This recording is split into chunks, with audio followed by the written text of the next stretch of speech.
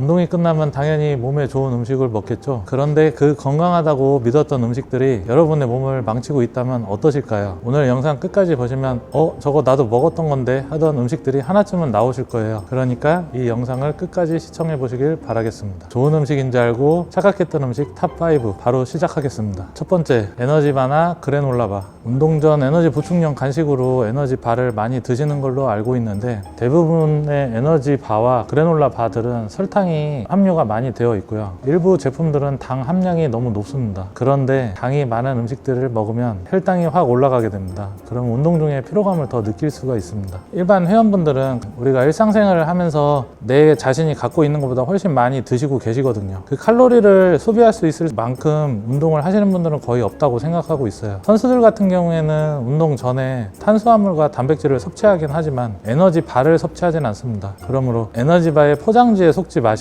단백질 함량이 높고 당이 낮은 걸로 선택하시길 추천드립니다. 두 번째, 스포츠 음료. 저희가 광고를 보면 피로 회복에 좋다고 광고를 하고 있습니다. 그리고 운동 후에 필수 아이템으로 많이들 알려져 있는데, 사실 스포츠 음료에도 당분이 꽤 많습니다. 500ml 밖에 안 되는 음료에도 20-30g의 당이 함유되어 있다고 합니다. 아마 우리나라의 밀로서체프 제자인 리건이라는 친구가 한국에 왔을 때 그 스포츠 음료를 먹었던 걸로 기억하고 있어요. 근데 우리나라 선수들이나 외국 선수들이나 운동 도중에 이온 음료나 당이 있는 음식을 먹는 이유는 우리가 인슐린을 사용하고 있기 때문에 당이 내려갈까봐 잡아주려고 먹는 것이기 때문에 일반 회원분들은 드시면 안 좋습니다. 우리가 헬스를 하면서 칼로리 소모를 하고 유산소를 하면서 지방을 태우고 이런 활동을 하고 있는 거기 때문에 근육 운동할 때 당이나 탄수화물을 넣어준다는 거는 일반 회원분들한테는 근력을 더 쓸 수는 있지만 그 정도의 강도도 못 낼 뿐더러 독이 될 수 있다고 생각합니다. 프로 선수들 같은 경우에는 혈당의 수치가 상당히 중요하기 때문에 운동 시에 섭취해 주는 경우가 많습니다. 그것 또한 일부 선수들이고 안 먹는 경우가 훨씬 더 많습니다. 강도 높은 훈련이 아니라면 물이나 무가당 전해질 음료를 추천드립니다. 세 번째, 과일 주스. 일반적으로 과일은 몸에 좋다는 인식이 있습니다. 특히 100% 착즙 주스라고 그러면